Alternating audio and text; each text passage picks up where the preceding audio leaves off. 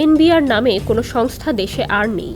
কঠোর গোপনীয়তার সঙ্গে এই কাজটি করা হয়েছে, মধ্যরাতে বিলুপ্ত করা হয়েছে সংস্থাটি। সেই সঙ্গে এনবিআর ভেঙে রাজস্ব নীতি ও রাজস্ব ব্যবস্থাপনা নামে দুটো বিভাগ সৃষ্টি করা হয়েছে। বিসিএস, আয়কর ও কাস্টমস ক্যাডার কর্মকর্তাদের মতামত উপেক্ষা করেই বহুল আলোচিত রাজস্ব নীতি ও রাজস্ব ব্যবস্থাপনা অধ্যাদেশ জারি করেছে অন্তর্বর্তী সরকার। সোমবার রাতে জারি করা অধ্যাদেশে শুধু রাজস্ব নীতি বিভাগের কার্যপরিধিতে সামান্য পরিবর্তন আনা হয়েছে। রাজস্ব ব্যবস্থাপনা বিভাগের প্রশাসনিক পদগুলো প্রশাসন ক্যাডার কর্মকর্তাদের পাশাপাশি আয়কর ও কাস্টমস ক্যাডারের কর্মকর্তাদের রাখা হয়েছে। অধ্যাদেশে বলা হয়েছে, রাজস্ব নীতি বিভাগ কর আইন প্রয়োগ ও কর আদায় পরিস্থিতি পর্যবেক্ষণ করবে। রাজস্ব সংগ্রহের মূল কাজ করবে রাজস্ব ব্যবস্থাপনা বিভাগ।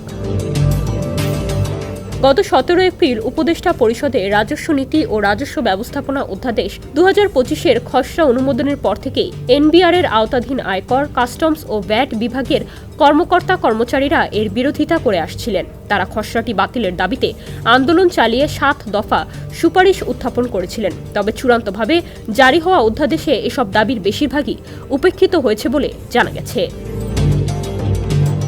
দেশ জুড়ে তোলপাড় ওয়ালটন ফ্রিজ কিনে আপনিও হয়ে যেতে পারেন মিলেনিয়ার।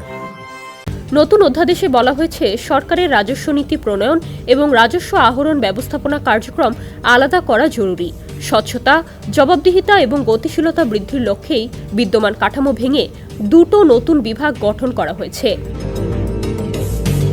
ডেস্ক রিপোর্ট, সমকাল।